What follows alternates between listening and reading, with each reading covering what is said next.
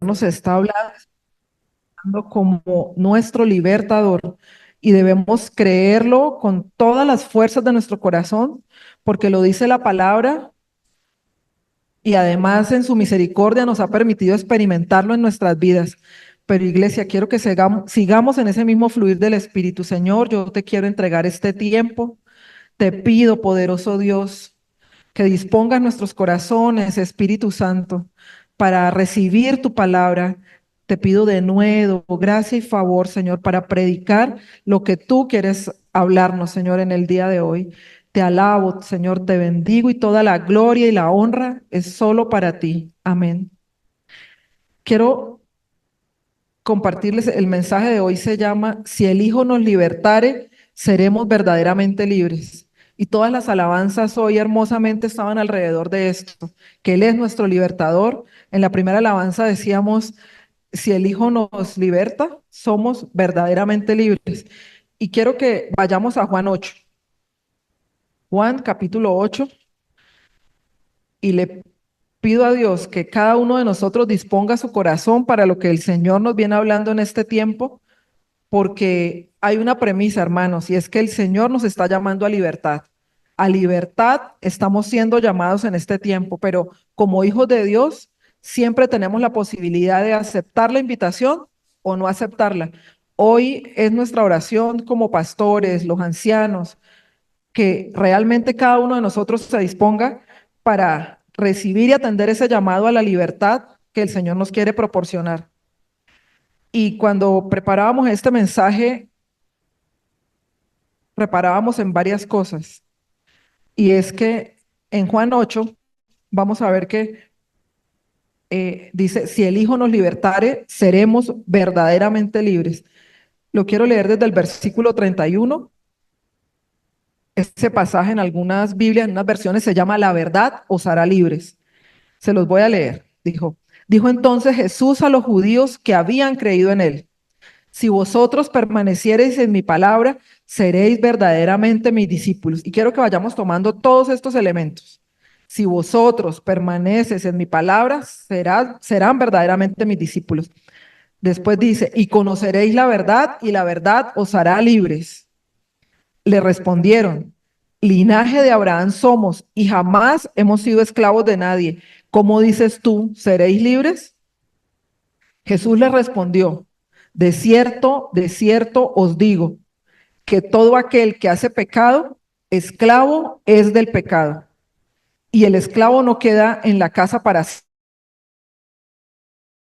siempre, el Hijo sí queda para siempre. Así que, si el Hijo os libertare, seréis verdaderamente libres. Y quiero que reparemos, son 4 versículos, 4 o 5 versículos, pero miren la profundidad. Si el Señor nos está llamando a libertad, nosotros debemos primero entender qué es lo que Él nos está diciendo por su palabra. Hay algo cuando empieza este pasaje en el versículo 31 que debe llamar nuestra atención. A mí me llamó poderosamente la atención y dice que Jesús dijo esto ¿a quiénes? A los judíos que habían creído en Él. Y es que recordemos que la libertad, hermanos, es el pan de los hijos de Dios. O sea, para nosotros obtener esta libertad de la que Dios nos está hablando, necesitamos ser hijos de Dios, es decir, haber creído y creer en el Señor Jesucristo. Entonces dice el Señor, lo dijo, esto lo habló a quienes habían creído en él, judíos de ese tiempo. Y empieza con unos elementos vitales para poder entender cuál es la libertad de la que Él nos está hablando y a la que nos está llamando. Nos da el primero, dice que si permanecemos en su palabra, seremos verdaderamente sus discípulos.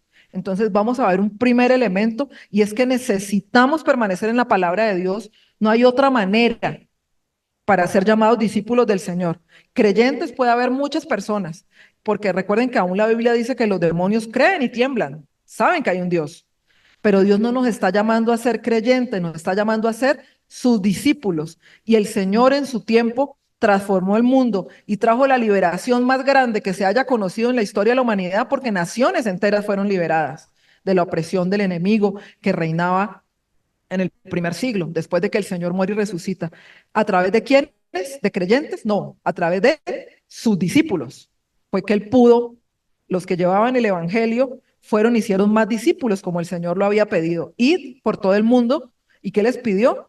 No les pidió hagan creyentes, ¿qué les dijo? Hagan discípulos, o sea, personas que estemos decididas a seguirlo, a obedecerlo. Pero para poder ser discípulos, ¿qué necesitamos? Permanecer en su palabra. Y esa es la primera clave, es su palabra la que nos ayuda, nos enseña. Sabemos que la Biblia dice que es lámpara a nuestros pies, que es lumbrera a nuestro caminar, que la palabra es Cristo mismo, que Él es el pan de vida. Es la palabra la que nos redarguye y nos permite realmente ver cuáles son las intenciones de nuestro corazón, si son buenas o si son malas.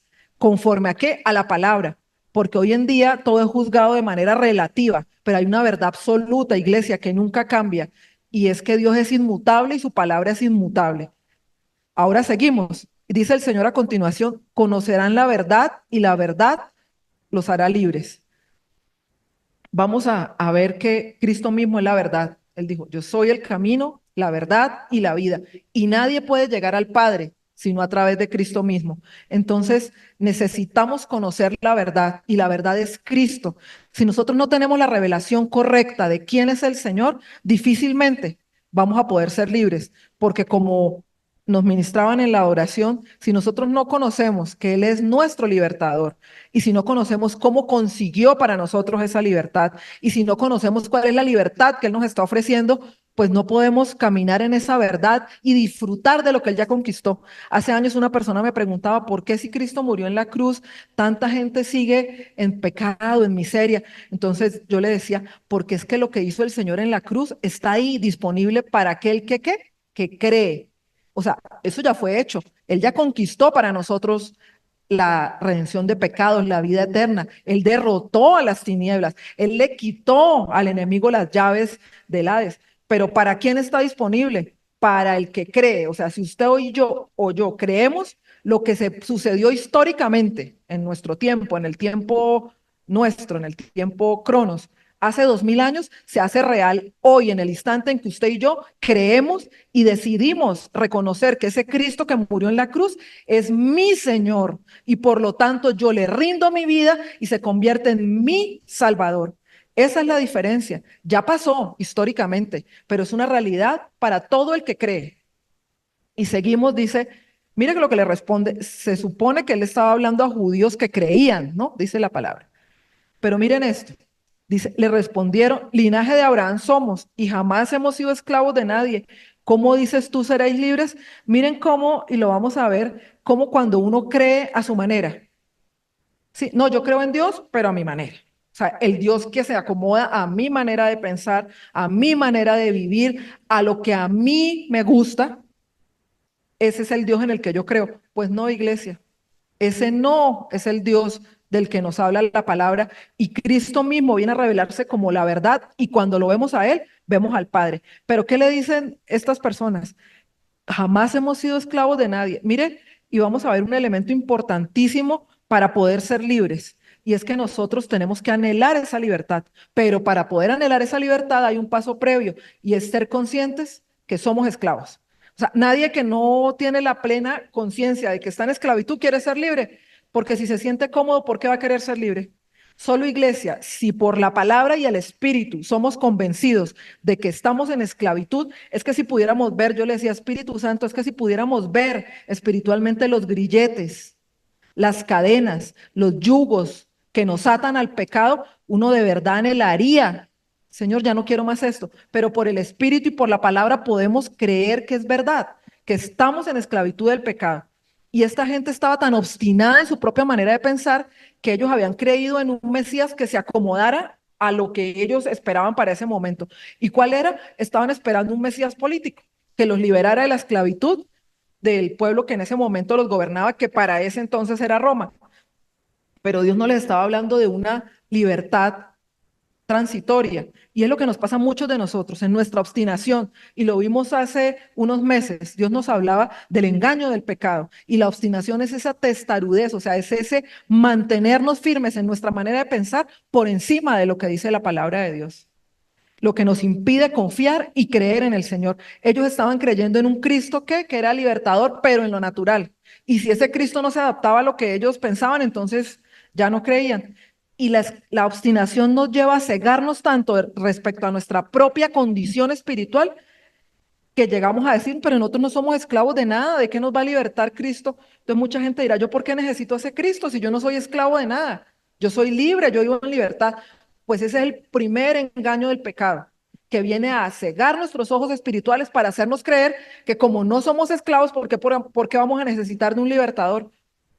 Cuando, miren los ciegos que estaban, nunca hemos sido esclavos de nadie. Por la historia y por la Biblia sabemos que habían sido esclavos de todas las potencias de su época. ¿Por qué? Porque habían desobedecido la palabra de Dios. Ellos no permanecieron. El primer requisito que Dios le dio a su pueblo fue que le entregó las tablas de la ley y que era lo que les decía, que debían permanecer en su palabra, porque alrededor había pueblos paganos que eran abominación al Señor, todo lo que estos pueblos hacían y practicaban, pero que ellos deberían caminar y obedecer al Señor. Y desde que lo desobedecieron, ¿qué pasó? Fueron invadidos. Recuerden que ellos fueron, después de entrar a la tierra prometida, por la testarudez, por renegar del Señor, por no obedecerlo, ellos tuvieron que morir una generación completa en el desierto y años después, Jeremías dice la palabra y no sé en dónde leí, duró 23 años predicándole a los gobernantes y al pueblo la esclavitud que iba a venir a causa de que se negaban a obedecer a Dios.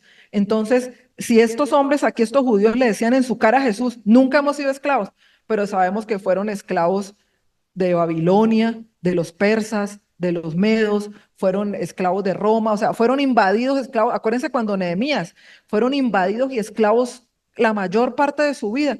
¿A causa de qué? De que no habían obedecido al Señor.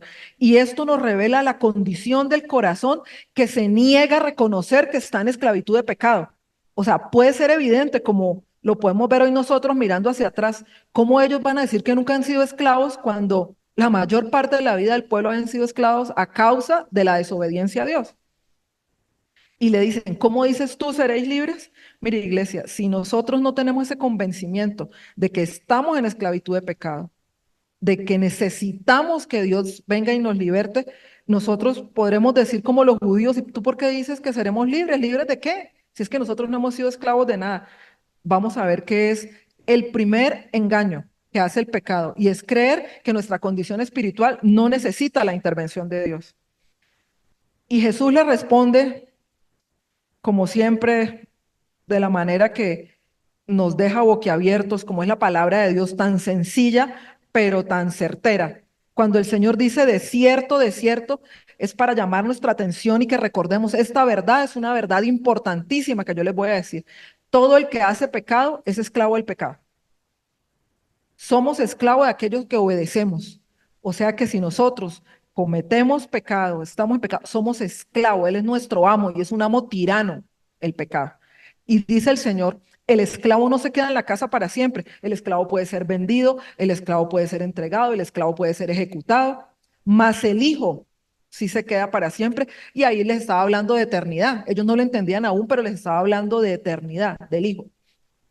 Y entonces cierra con esta verdad majestuosa, después de decir todo lo que les leí en 5 versículos. Así que, o sea, después de decir todo esto, recoge para cerrar el Señor y dice, si el Hijo los libertare, seréis verdaderamente libres. Y aquí se está revelando él como quién, como el Hijo de Dios, como el Mesías. Quizás ellos no lo entendían en ese momento porque, como les digo, su propio concepto de quién era el Mesías no cuadraba con el que Jesús les decía. No era un Mesías que se iba a entregar para morir. Ellos querían un Mesías que matara por ellos, que acabara y que arrasara con el pueblo de Roma. Y a veces nosotros queremos que Dios haga por nosotros lo que a nosotros nos parece que está bien, pero no es así. Nosotros somos los que somos llamados a sujetar nuestra voluntad a la de Él. No Él tiene que venir y cumplir nuestros deseos porque si no nos enojamos con Dios, porque no lo hace a nuestra manera. No, iglesia. Dios nos está pidiendo que nosotros rindamos nuestra voluntad para hacer todo a la manera de Él y no la nuestra. Les decía que uno de los primeros obstáculos para poder reconocer que es lo más importante para iniciar este camino de libertad es reconocer que estamos en esclavitud. Solo un esclavo puede anhelar ser libre. Entonces, ¿cuál es el primer obstáculo? La obstinación. Les decía, así como estos judíos en ese tiempo veían a Jesús como a ellos les parecía que debía ser, la obstinación nos lleva a, mire, les decía ahí que en el versículo 31, creo, él dice ahí los judíos que habían creído en Jesús, pero unos versículos más atrás, el Señor les estaba hablando y les decía, por eso os dije que moriréis en vuestros pecados, porque si no creéis que yo soy, en vuestros pecados moriréis. O sea, si nosotros nos negamos a creer que Jesús es el Hijo de Dios, porque la condición es si el Hijo los libertare, o sea, es el Hijo de Dios, es el Mesías, el Redentor, el Salvador, el que puede venir y hacernos libres. Pero si nosotros nos obstinamos en seguir en nuestros pecados, pues en nuestros pecados vamos a morir. Porque si no creemos que Él es quien es, nosotros no vamos a salir de esa condición espiritual. Y eso es lo primero, iglesia. Revisémonos quién es Jesucristo para nosotros. ¿Es el Cristo de la Biblia? ¿Es el Cristo que nos habla la palabra de Dios? ¿O es el Cristo que nosotros hemos acomodado a lo que nos sirve y lo que no nos sirve lo desechamos? Porque es el Hijo revelado a nuestras vidas, el Salvador. Recuerden que la libertad a la que Dios nos está llamando, la liberación de la esclavitud del pecado, solo es para los hijos de Dios. O sea que el primer requisito es creer, y para creer Cristo nos debe ser revelado, y para que Cristo nos pueda ser revelado, nosotros debemos rendir nuestra mente, todas esas fortalezas mentales de las que el Señor nos ha venido hablando, y rendir la obstinación para creer que Él es quien dice que es. Recuerden que Él le preguntó a sus discípulos, ¿quién dice la gente que soy yo? Y después les dijo, ¿quién dicen ustedes que soy yo? ¿Sí? A veces tenemos esa idea del Cristo que, no, es que el Señor, yo le pido, perdónenme, yo detesto que digan eso, no es que yo le pido a Chuchito, que falta de respeto, ese no es Cristo, es que Él es el Señor, por quien todo fue hecho. No, es que yo sé que Él me ayuda. La gente, los sicarios tenían grutas de vírgenes y supuestamente crucifijos para ir y orar porque iban a ir a matar y la vuelta les saliera bien. O sea, es algo inconcebible. Los santeros utilizan aún imágenes del cristianismo para pedir, para hacer las cosas mal. O sea, eso es totalmente incongruente. ¿Quién es el Cristo? ¿Quién es el Cristo? Si el Señor nos preguntara hoy, Paula, ¿quién dice la gente que soy yo y quién dices tú que soy yo? ¿Qué diríamos? ¿Quién dice, Él es mi Señor, es mi Salvador? O sea, para nosotros poder obtener esta libertad y anhelar ser libres, tenemos que primero reconocer que el Cristo es aquel, el Hijo de Dios que se hizo hombre por amor a nosotros, porque estábamos muertos, ¿cómo? Como dijo ahí el Señor, en nuestros delitos y pecados. Teníamos condena de muerte. Si han visto películas en las que hay condenados a muerte, entonces el corredor de la muerte le llaman donde están los condenados esperando su condena. ¿Y dónde están? No están paseando, están en cárceles y de máxima seguridad. Que si nosotros podemos ver nuestra condición espiritual, así estamos nosotros, sin Cristo. Sin Cristo nosotros estamos condenados ya a muerte porque es que ya el Señor lo dijo, el que creyere en Cristo será salvo, pero el que no creyere, ¿cómo está? Condenado, dice la palabra. O sea, nosotros sin Cristo es como si estuviéramos en el hall, en el corredor de la muerte, en una cárcel, aprisionados, esperando el día de la ejecución, que es el momento en que nosotros muramos. Partimos y ya se acabó la oportunidad de cambiar de ese lugar. Dice que somos trasladados del reino de las tinieblas al reino de su amado Hijo. Pero si nosotros no entendemos que esa es la condición espiritual sin Cristo, nosotros vamos a ver a Cristo como el que nos hace los milagros, entre comillas, lo que queremos, mas no como el Cristo que murió en la cruz por todos nosotros y que esa libertad fue comprada, la libertad suya y la mía fue comprada al precio más caro que se ha pagado en toda la historia de la humanidad y que se podrá pagar. No hay riquezas, no hay dinero en todo el universo para poder pagar lo que Cristo pagó por nosotros, porque nosotros estábamos condenados a muerte. El pecado, la paga del pecado es muerte, iglesia, y es real, y teníamos una condena ya hecha. Pero Cristo, como ese sustituto, dice la palabra que redentor, Él es el redentor, y redimir era la manera en que se pagaba la deuda por un esclavo. Mire que nada es al azar las palabras que usa el Señor. La palabra original de redimir significaba la deuda que yo pagaba para que un esclavo fuera libre. Y eso fue lo que hizo el Señor. Nosotros éramos esclavos del pecado, condenados ya a muerte. Y el Señor vino y dijo, yo pago esa deuda.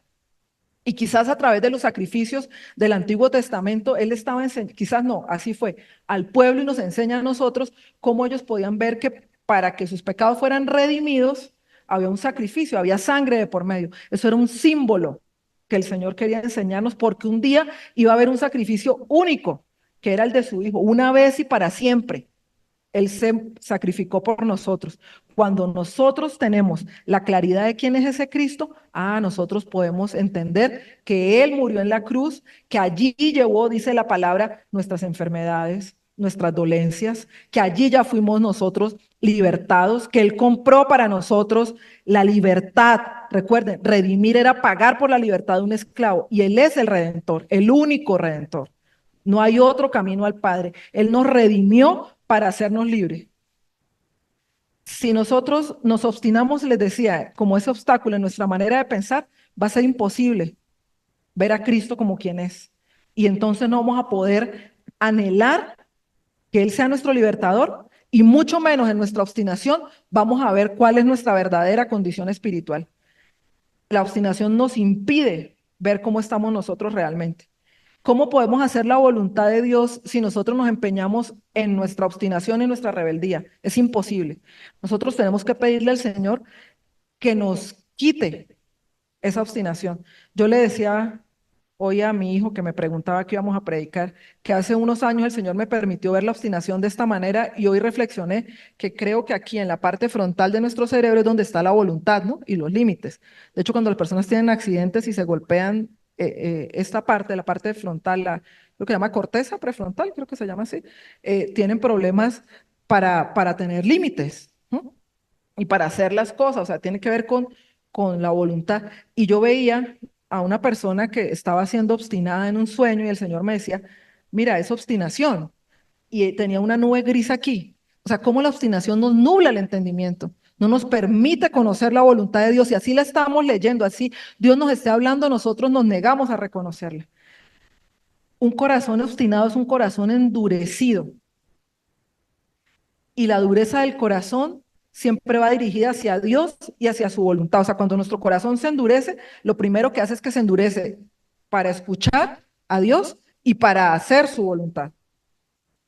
Les decía que para poder entender nuestra condición y anhelar ser libres, otro obstáculo es el engaño del pecado, el ser engañados por el pecado.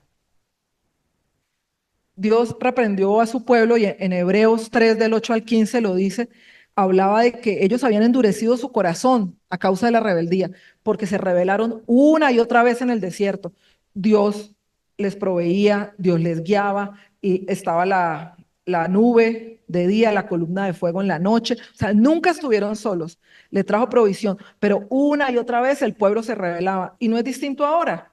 O sea, una y otra vez nosotros por diferentes circunstancias nos rebelamos contra Dios. Y Dios les dice algo en Hebreos. Les dice, su corazón siempre se aleja de mí. Rehúsan hacer lo que les digo.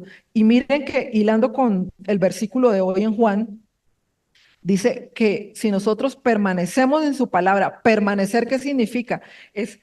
Denota habitar, denota morar, o sea, es estar ahí. Permanecer no es quien pasó y volvió. No, permanecer es estar aquí afirmados. ¿Y qué dice el Señor? ¿Cómo reprende al contrario la rebeldía del pueblo de Israel? Su corazón siempre se aleja de mí y rehúsan hacer lo que les digo. Si el Señor nos dice, cuando nos dice al final que si el Hijo nos libertara seremos libres, unos versículos antes nos dicen, permanezcan en mi palabra para que sean mis discípulos. Pero el corazón obstinado, el corazón rebelde, se aleja del Señor y se rehúsa a hacer lo que el Señor dice. Y en ese momento en Hebreos vemos que él dice que nunca entrarán en su lugar de reposo y de descanso. ¿Por qué? Porque su corazón se llenó, se endureció y al endurecerse se llenó de incredulidad y al llenarse de incredulidad se alejaron del Dios vivo. Y ahí vemos las tres razones por las que el pueblo de Israel no pudo salir una generación completa del desierto. Ingratitud, incredulidad e idolatría. Como un corazón que no reconoce a Dios se llena de incredulidad y al final se aleja y busca que reemplazarlo por un Dios falso, la idolatría. Y dice esto tan poderoso en ese pasaje de Hebreos 3 del 8 al 15, dice, para que ninguno, en el 13 dice, para que ninguno sea engañado por el pecado y se endurezca contra Dios. El engaño del pecado hace que nuestro corazón se endurezca con Dios y no podemos ver nuestra condición y acarreamos consecuencias de muerte en nuestra vida, porque la muerte no es solo física, la muerte más grave es la espiritual. Un día nos enfrentaremos al juicio final y habrá vida eterna, pero también hay muerte eterna. Pero aquí, mientras estemos, como dice la Biblia, en la tierra de los vivientes, también acarreamos consecuencias de muerte, muerte espiritual, muerte en nuestras relaciones, muerte en los matrimonios, muerte en nuestras relaciones con los hijos, muerte en nuestra área económica, muerte en nuestro propósito. ¿Por qué? Porque nos rebelamos contra Dios, nos alejamos del Dios vivo y decidimos irnos por nuestra cuenta. Entonces el Señor nos está llamando, dice que ninguno sea engañado por el pecado y se endurezca contra Dios. La terquedad nos lleva a desobedecer a Dios, porque nos lleva a mantenernos en nuestra manera de pensar por encima de la voluntad de Dios que está expresa en su palabra, mientras que la confianza en Dios nos lleva a obedecerlo. Pero para confiar en Dios tenemos que conocerlo y creer que Él es el Dios de la verdad. La Biblia nos lo dice en muchos pasajes, que Jesús es la verdad. Él se dijo, yo soy el camino, la verdad y la vida. Nos dice que el Espíritu Santo es el Espíritu de verdad que nos lleva, nos guía a toda verdad. El Señor me encanta cuando ora y dice, santifícalos a nosotros, a los suyos, en tu verdad, porque tu palabra, la palabra de Dios es verdad. O sea, dice, Dios es verdadero, Jesucristo es la verdad, el Espíritu es el Espíritu de la verdad, la palabra es la verdad. Si nosotros tenemos esa revelación de que Él es la verdad, pues vamos a poder distinguir el engaño del pecado. Pero si nosotros no permanecemos en su palabra y no conocemos que Él es la verdad, pues creeremos a quién, al padre de mentira. Mire, si uno no oye a Dios, definitivamente va a terminar oyendo al diablo. Es así, no hay más opciones. ¿Usted a quién escucha? ¿Usted escucha a Dios a través de su palabra? ¿Escucha lo que Dios le está hablando o está escuchando a Satanás, que nos habla a través de la carne, que nos habla a través del mundo y que nos habla también a través de los demonios? O sea, Satanás es el padre de mentiras. Si nosotros tenemos esa claridad, iglesia, no seremos engañados por el pecado. Dios es el Dios de verdad. La verdad dice que Él es verdad, no hay sombra de variación, pero Satanás es el padre de mentira. Dice, vosotros sois de vuestro padre el diablo, Juan 8:44, y los deseos de vuestro padre queréis hacer. Él ha sido homicida desde el principio y no ha permanecido en la verdad porque no hay verdad en él. Cuando habla mentira de lo suyo habla, porque es mentiroso y padre de mentira. O sea, todo lo que vaya en contra de la palabra de Dios va en contra de la misma esencia de quién es Dios. De manera que si conocemos la verdad, podemos distinguir el engaño del pecado. Mire, nadie es lo suficiente, quiero leerlo textual, como lo tomé de este estudio porque me impactó. Nadie es lo suficientemente inmune al engaño del pecado, ni pastores, ni maestros, ni los que servimos, nadie, ni líderes, nadie. Cuando el corazón comienza a ponerse obstinado e incrédulo a las palabras del Señor Jesucristo. Se lo repito, nadie, no nos creamos que somos inmunes al engaño del pecado, porque el primer síntoma para nosotros empezar a caminar sutilmente hacia el engaño del pecado es un corazón obstinado que lleva la obstinación e incrédulo a las palabras del Señor Jesucristo. Si nosotros empezamos a cuestionar todo y esa es nuestra manera de ser, pero es que yo pienso que esto es así, pero es que esta parte no me parece, mire, estamos caminando sutilmente hacia el engaño del pecado. Y el Señor lo que quiere es guardarnos. Por eso, ¿cómo resistió él la tentación en el desierto? Porque ni Jesús fue eximido de pasar por el desierto. Dice la palabra que el Espíritu Santo lo llevó al desierto y el Espíritu Santo lo sacó del desierto esos 40 días. ¿Cómo él pudo llevar esa batalla en contra del padre de mentira? Con la palabra, lo que hizo Jesucristo, él también quiso engañar al Señor, tergiversando la palabra, que es como hacer. Recuerden que el engaño, una cosa, él es padre de mentira, pero el engaño es sutil porque el engaño mezcla verdades con mentiras. Entonces, si uno no conoce suficientemente la verdad, por eso empezábamos con esto, si no conocemos suficientemente a Cristo, si no conocemos su palabra, fácilmente nos mezclan un poco de verdad con una dosis de mentira y uno lo compra y cree que es real. Entonces, el Señor, ¿cómo se defendió de los ataques de Satanás en el desierto? Él nos dio ejemplo con la palabra. Cada vez que venía un ataque contra la paternidad de Dios, de de que él creer que Dios lo estaba protegiendo contra su propósito. ¿Qué le contestó el Señor mientras estaba en el desierto? Con la palabra, con la palabra. Escrito está.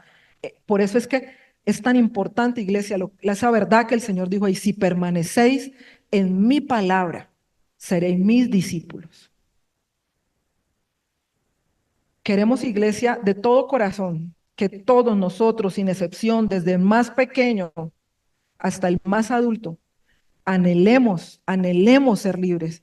Pero para anhelar ser libres, necesitamos entender la condición en la que estamos. Yo les decía, si pudiéramos ver en un momento espiritualmente cómo estábamos al llegar al Señor, y mientras estábamos en alabanza, recordé algo, cuando mi abuela estaba en el lecho de muerte, la nona, como le decimos en Cúcuta, estaba en el lecho de muerte.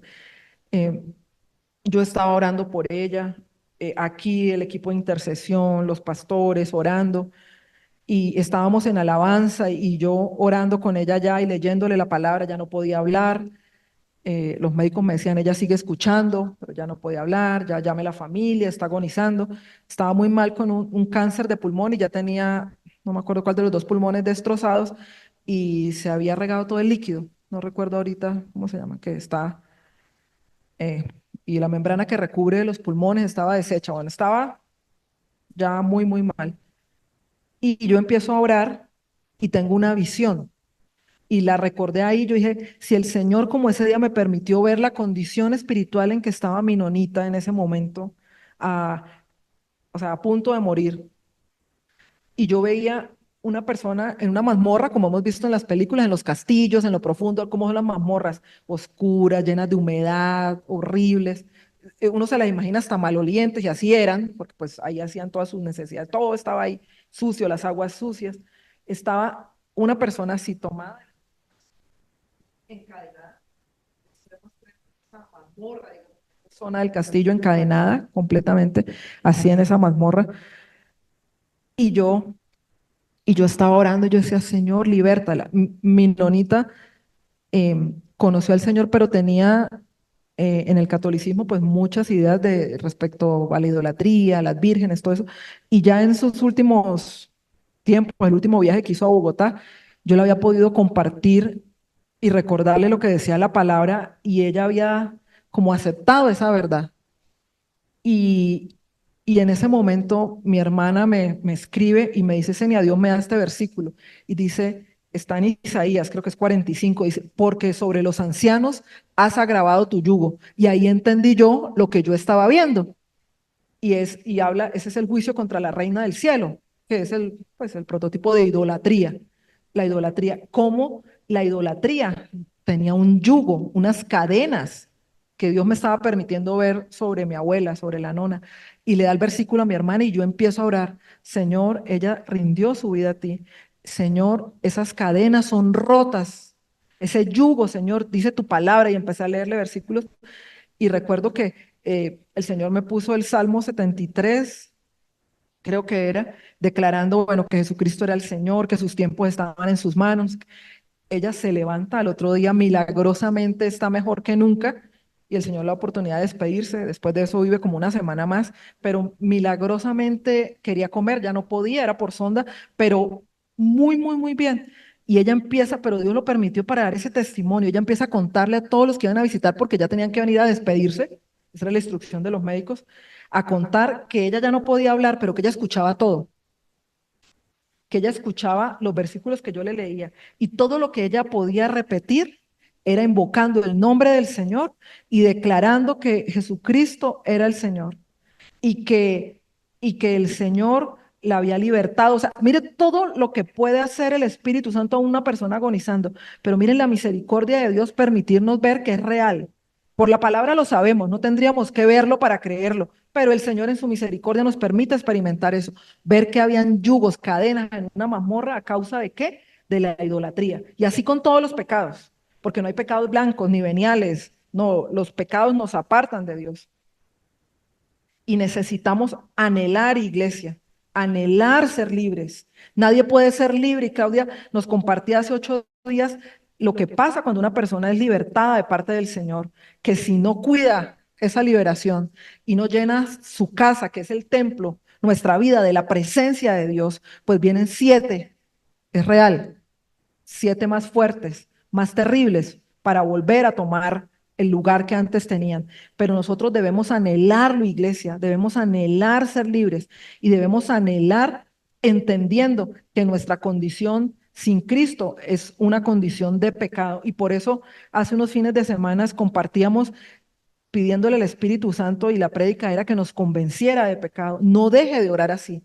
Por ustedes, por nosotros, los unos por los otros, estemos orando, Señor, convéncenos de pecado. Convéncenos porque necesitamos ver nuestra propia condición espiritual y necesitamos anhelar ser libres. Y es que si nosotros no aceptamos la condición en la que estamos y nos negamos a reconocer nuestro pecado, nos vamos a negar la necesidad de un Salvador. O sea, nadie busca un salvador, un libertador, si no siente que está en esclavitud.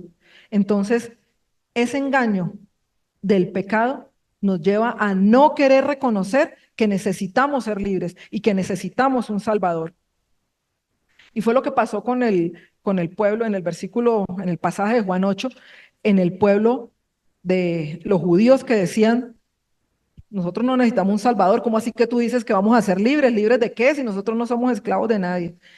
¿Por qué? Porque ellos no habían entendido que Él era el Mesías prometido, pero para traer la libertad de sus almas, para darles la vida eterna. Ellos creían que por su herencia religiosa ya iban a ser libres. Nosotros creemos que porque venimos a una iglesia ya vamos a ser libres. No, eso no funciona así.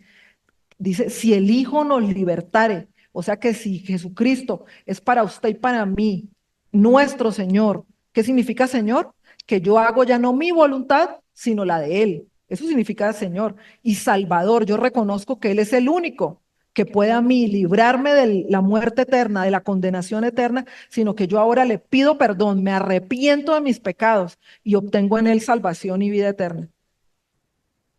Mire, el orgullo, así como la obstinación, el engaño que el pecado hace en nuestra vida, el orgullo nos impide reconocer cuál es nuestra verdadera condición. El orgullo nos ciega completamente para no reconocer que estamos mal, que si nosotros tenemos un hábito pecaminoso con el que estamos luchando en nuestra vida, enojo, mentira, engaño, fornicación, pornografía, contiendas, todas las horas de la carne, griterías, disensiones, pleitos, y se vuelve un hábito pecaminoso con el que luchamos una y otra vez.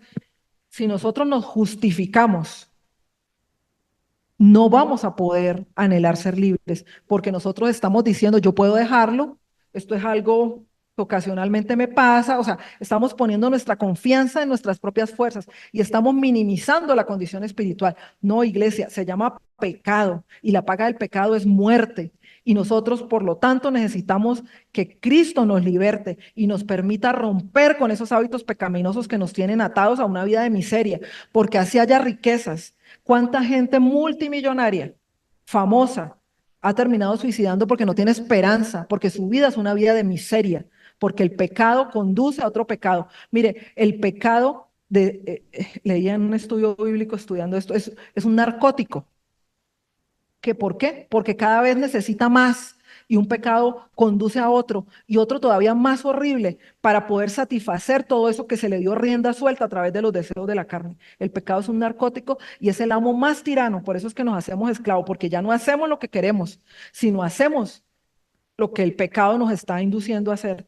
Pero ¿qué necesitamos nosotros? No podemos ser libres por nuestros propios medios, iglesia, es imposible. Necesitamos anhelar a ese libertador, a Cristo, al Redentor. Les decía, no es el Cristo de nuestra manera de pensar, es el Cristo real, el que murió en la cruz por nosotros, el Cristo que ya pagó por nuestros pecados y que conquistó la libertad. La libertad no es natural, nosotros no vamos a poder lograrla por nuestros propios medios. Nadie se libera a sí mismo, iglesia. Por eso dice, si el Hijo, y perdóneme que sea repetitiva, pero siento que debo insistir en esto, si el Hijo nos libertare. A veces tratamos las cosas en un nivel simplemente emocional. Y yo decía, claro, maravilloso los especialistas, Dios bendiga a los psicólogos, los psiquiatras, claro, pero es un recurso, claro, el Señor ha dado la ciencia y hay recursos, pero la verdadera libertad tiene un nivel mucho más profundo y es un nivel espiritual.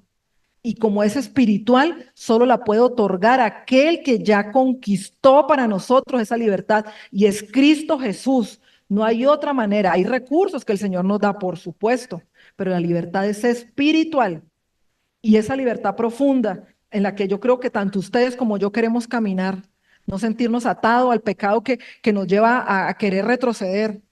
Miren, yo tuve un sueño hace unos 2 años y yo quiero y creo con todo mi corazón que es para este tiempo. Yo quiero experimentar eso. Yo estaba en un borde así como en un andén y allá había una zona empedrada y estaba aquí y yo veía sapos y yo detesto los sapos, me dan miedo, me dan asco. Y yo creo que el Señor me estaba enfrentando a todas esas cosas que uno a veces ni confronta, le dan miedo, le dan asco, no le gustan, pero es que el Señor nos está diciendo, evítelas.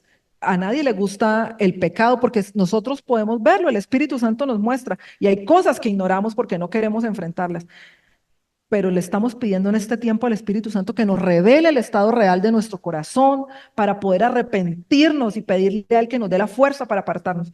Y yo, y yo decía, pero ¿cómo me bajo? Estaba lleno de sapos asquerosos.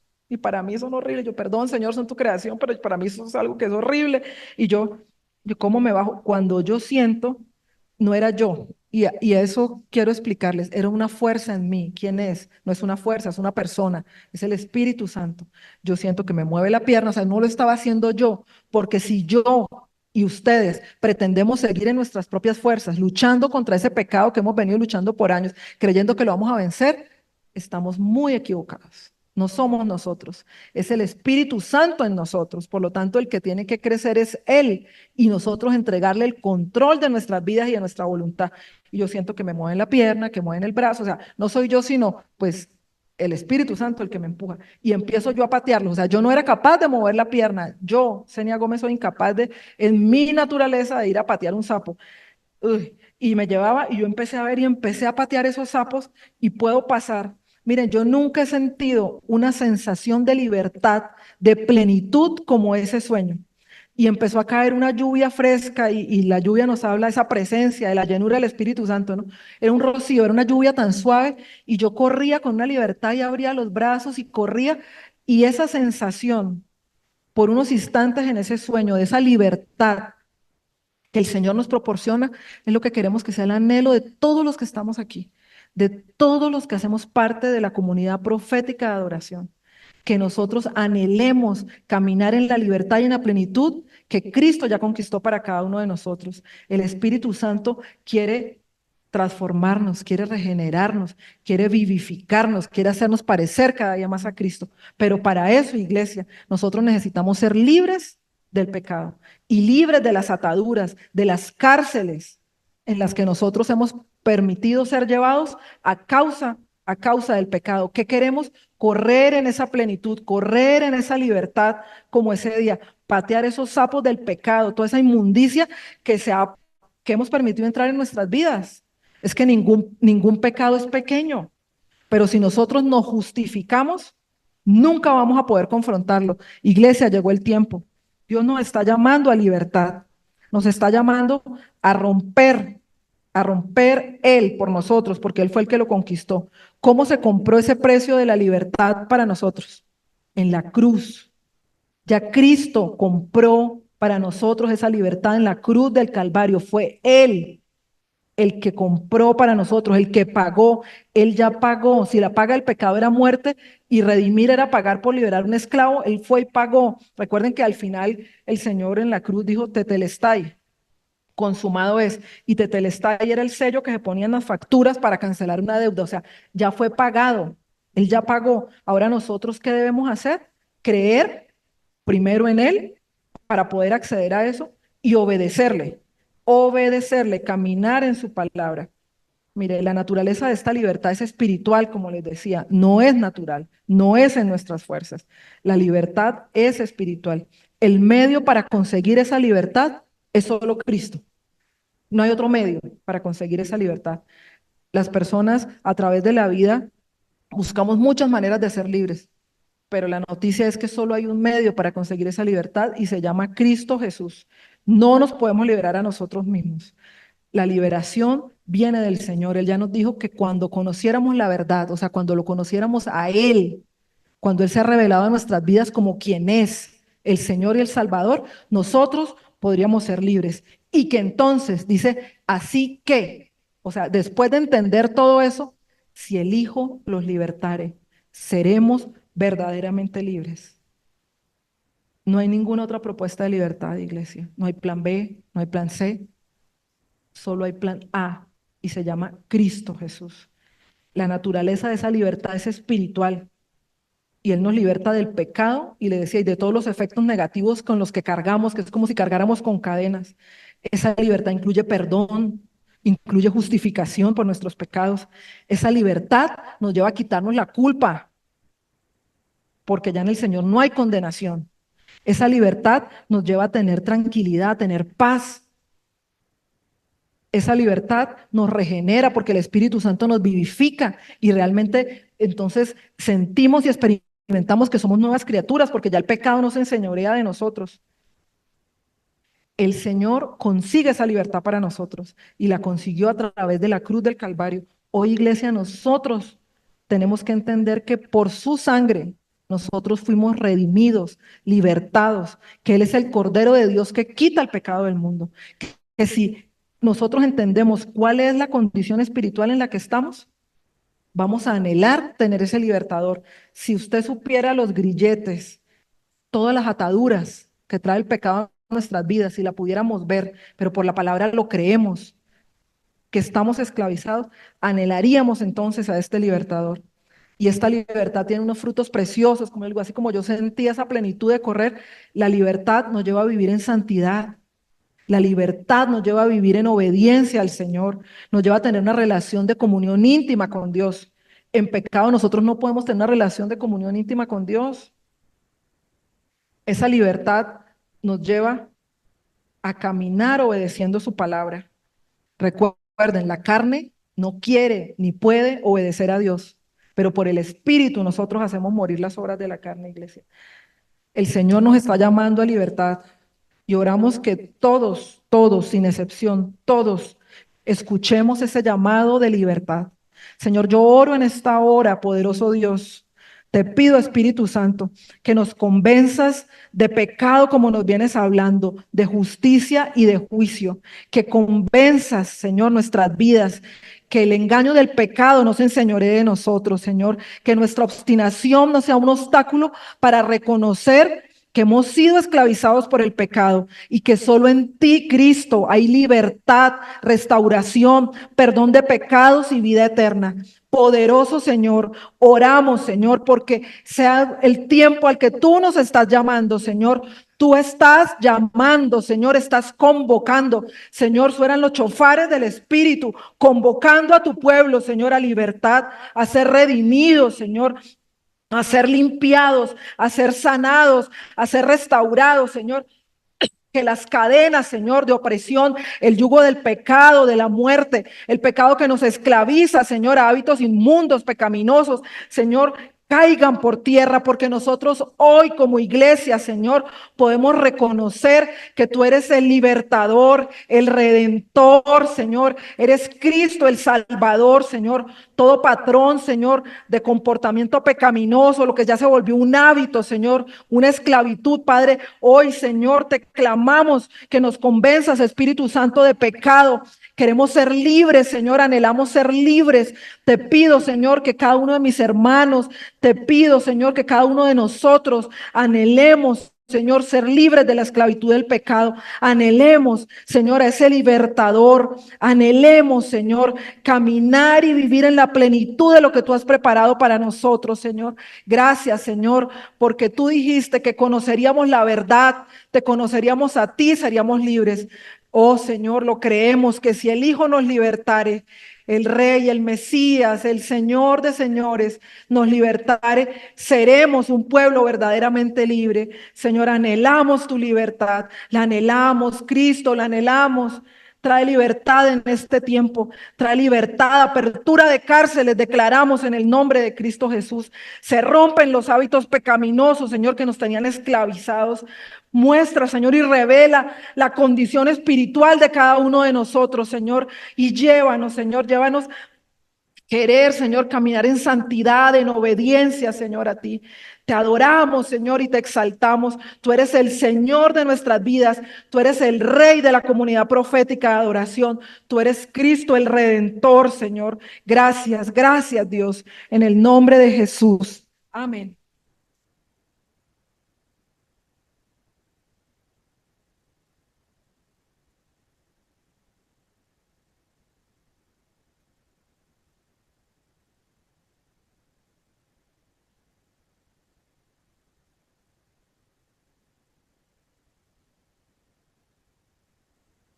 Amén.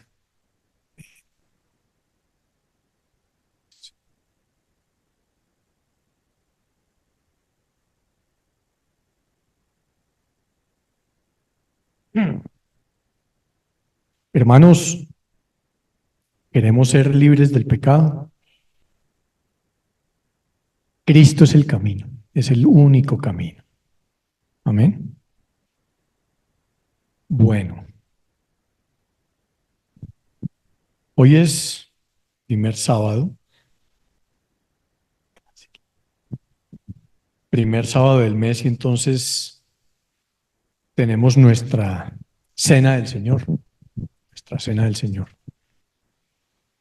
Nuestros queridos ancianos, Helber y Lore, nos están ayudando a compartir el pan y a compartir la copa.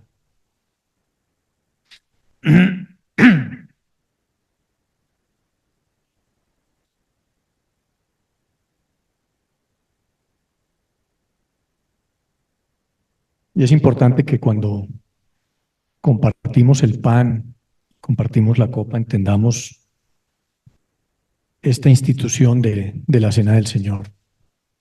Y entendamos, como lo dice la palabra en Primera de Corintios, capítulo 11 y verso 26, que cada vez que compartimos el pan y compartimos la copa, estamos haciendo una proclamación, estamos haciendo un anuncio público en el que recordamos el sacrificio de Jesucristo y estamos recordando que Él hizo sacrificio por cada uno de nosotros y lo estamos recordando cada vez que compartimos ese pan y esa copa hasta que Él vuelva. Amén. Todos tenemos ya nuestro pan y nuestra copa. Bien. Dice el versículo 23 que el Señor Jesús, la noche que fue entregado, tomó el pan y, habiendo dado gracias, lo partió y dijo: tomad, comed, esto es mi cuerpo que por vosotros es partido. Haced esto en memoria de mí. Tomemos pues el pan, hermanos.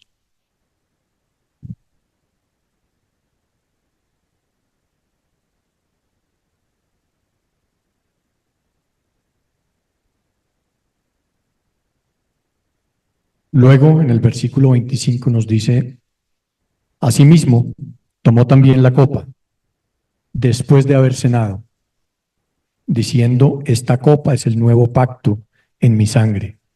Haced esto todas las veces que la bebiereis en memoria de mí.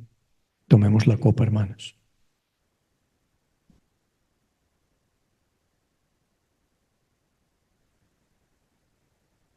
Así pues, todas las veces que comiereis este pan y bebiereis esta copa, la muerte del Señor anunciáis hasta que Él venga. Le damos gracias a Jesucristo por ese sacrificio supremo que hizo por nosotros, por ti y por mí. Ese sacrificio que nos dio libertad y una libertad eterna en Él. Y lo recordamos cada vez que compartimos esta cena del Señor hasta que Él regrese. Amén. Bien, si usted, hermano, ha traído su diezmo o ha traído su ofrenda, solamente levante su mano y va a recibir un sobrecito para depositarla. Si la ha traído hoy aquí presencialmente.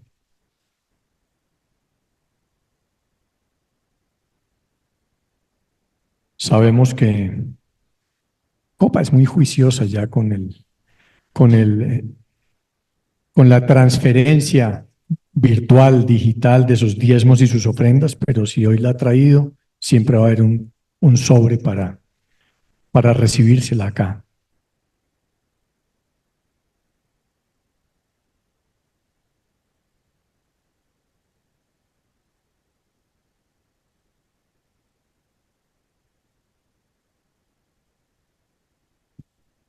Bien, quiero orar por Copa, por cada hermano aquí presente, por cada uno de los que ha enviado ya su diezmo o ha hecho su ofrenda virtualmente.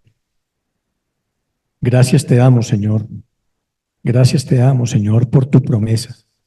Gracias te doy por estos hijos tuyos, Padre amado, por estos hermanos míos, Señor, obedientes a ti, obedientes a tu palabra, obedientes a tu promesa, Señor. Que nos paramos frente al enemigo para decirle, no, yo reclamo las promesas de mi Señor y no le doy lugar al enemigo, al devorador. Y declaro que sobre cada hogar de Copa se abren las ventanas de los cielos y nuestro Padre Celestial derramará bendición hasta que sobre y abunde, como lo promete en su palabra. Y que cada uno de ustedes, hermanos, será tierra deseable, porque así Él lo ha prometido. En el nombre de Jesús. Amén. Amén.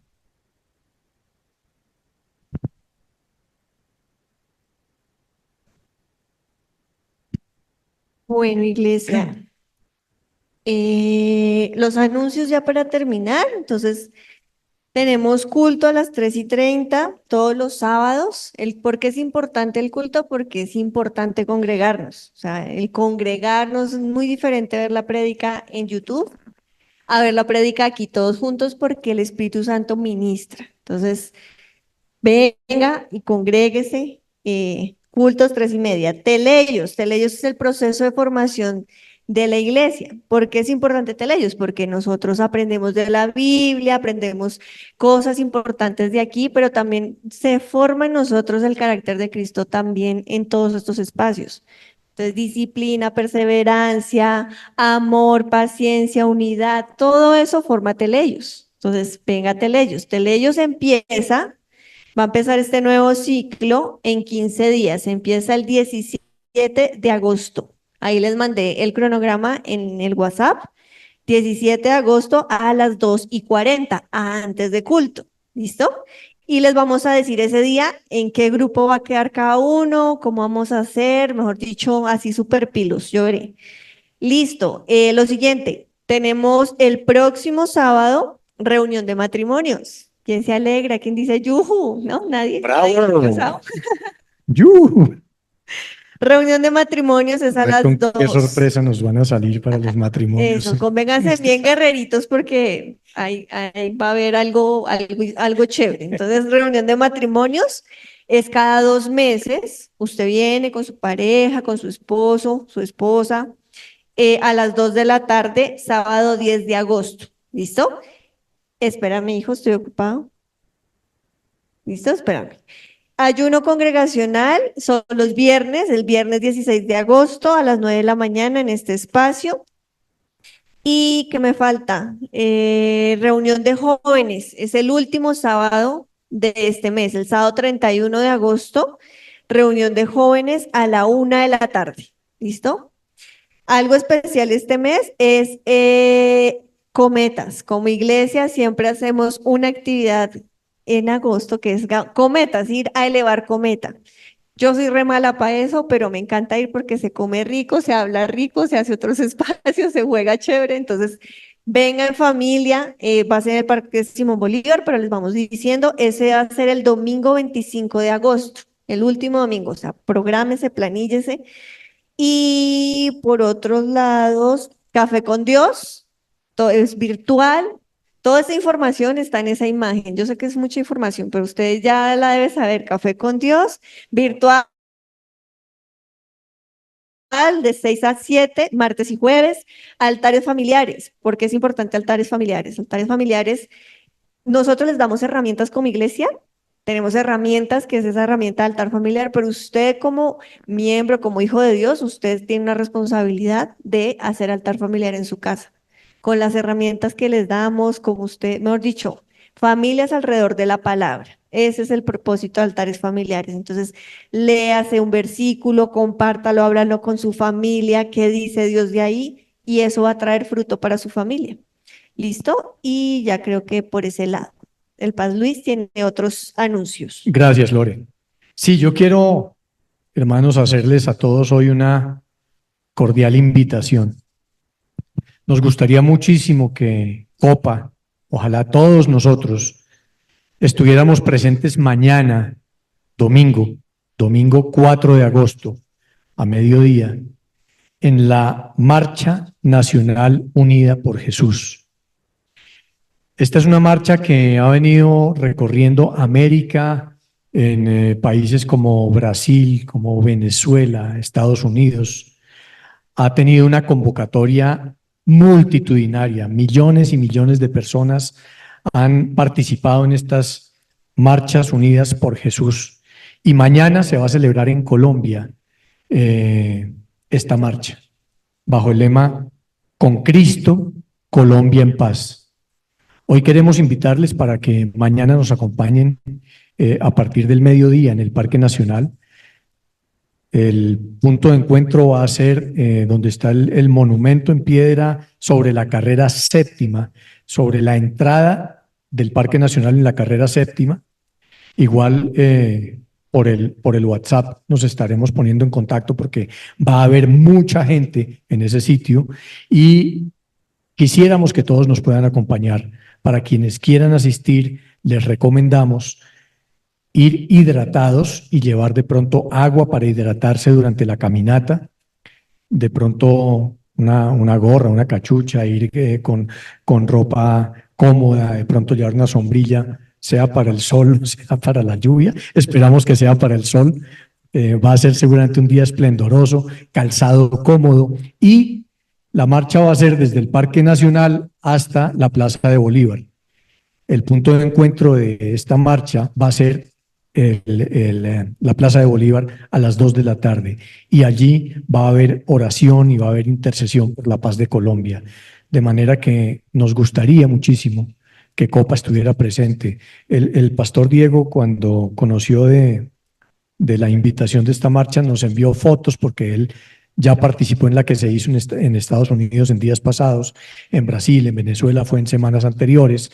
Digamos que cada país ha tenido una fecha diferente y mañana, domingo 4, es la fecha en la que Colombia marchará unida por Jesús,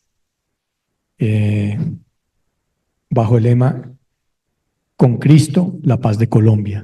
Entonces nos gustaría mucho que usted se programara y nos acompañara mañana desde mediodía a esa caminata hasta la Plaza de Bolívar, donde va a haber oración y va a haber intercesión por Colombia en paz con Cristo. Amén.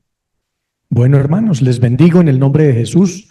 Una feliz semana para todos. Mañana que Dios bendiga a cada uno de los que se animen a acompañarnos en esta marcha y les invitamos al refrigerio en la parte de atrás. Mil gracias y Dios les bendiga.